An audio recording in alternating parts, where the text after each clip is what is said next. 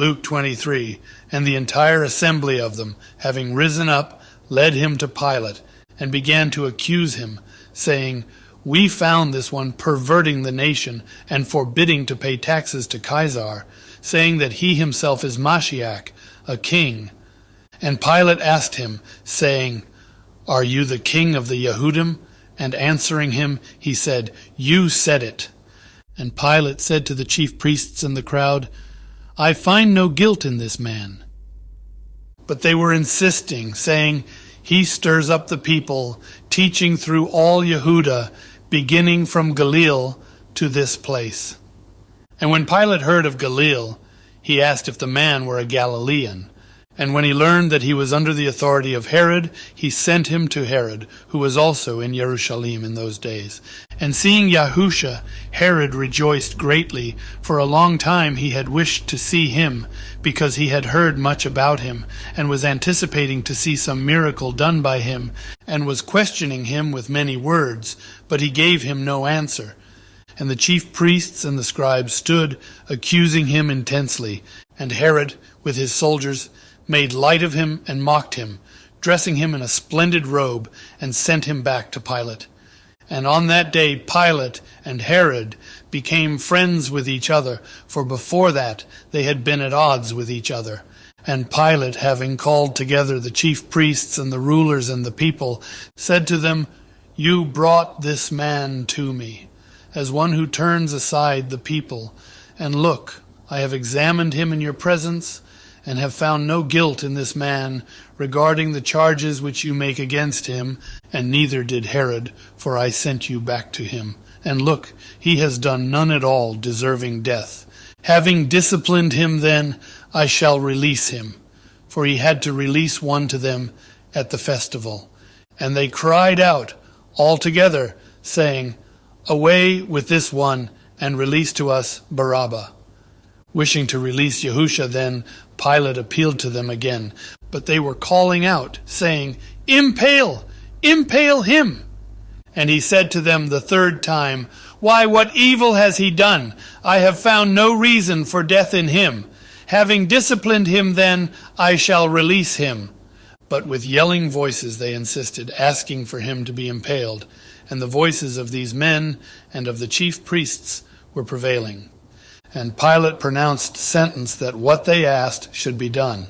And he released the one they asked for, who, for uprising and murder, had been thrown into prison. But he handed Yahusha over to their will. And as they led him away, they laid hold of a certain man, Shimon a Cyrenian, who was coming from the field, and they put the stake on him to bear it behind Yahusha. And a great number of the people were following him, and women who also were mourning and lamenting him. But Yahusha, turning to them, said, Daughters of Jerusalem, do not weep for me, but weep for yourselves and for your children.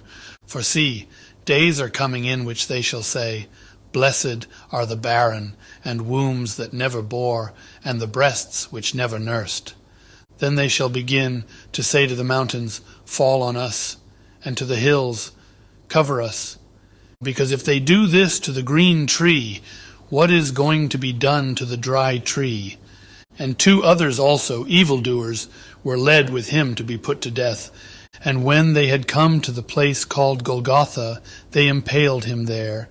And the evildoers, one on the right and the other on the left. And Yahusha said, Father, forgive them, for they do not know what they do. And they divided his garments and cast lots.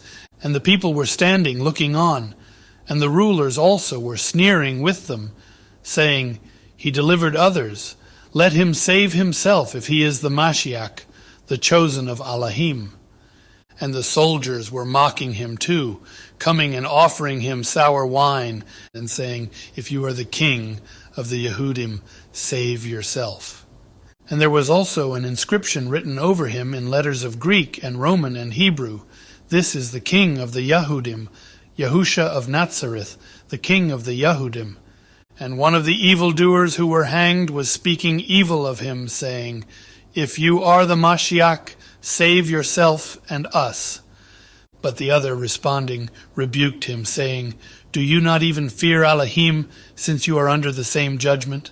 And we, indeed, rightly so, for we receive the due reward of our actions, but this one has done no lawless. And he said to Yahusha, Agony, remember me when you come into your reign. And Yahusha said to him, Truly I say to you today, you shall be with me in paradise. And it was now about the 6th hour, and darkness came over all the land until the 9th hour, and the sun was darkened, and the veil of the Mishkan was torn in two. And crying out with a loud voice, Yahusha said, Father, into your hands I commit my Ruach. And having said this, he breathed his last. And the captain, seeing what took place, praised Elohim, saying, Truly, this man was obedient. And when all the crowds who had gathered to that sight saw what took place, they beat their breasts and went away. And all those who knew him and the women who followed him from Galilee stood at a distance, watching this. And see a man named Yusuf, a council member, a good and obedient man. He was not agreeing with their counsel and deed, from Ramathaim, a city of the Yahudim, who himself was also waiting for the reign of Yahuah. He, going to Pilate, asked for the body of Yahusha, and taking it down, he wrapped it in linen, and laid it in a tomb hewn out of the rock, where no one was yet laid. And it was preparation day, and the Shabbat was approaching. And the women who had come with him from Galilee followed after, and saw the tomb, and how his body was laid. And having returned, they prepared spices and perfumes, and they rested on the Shabbat according to the command.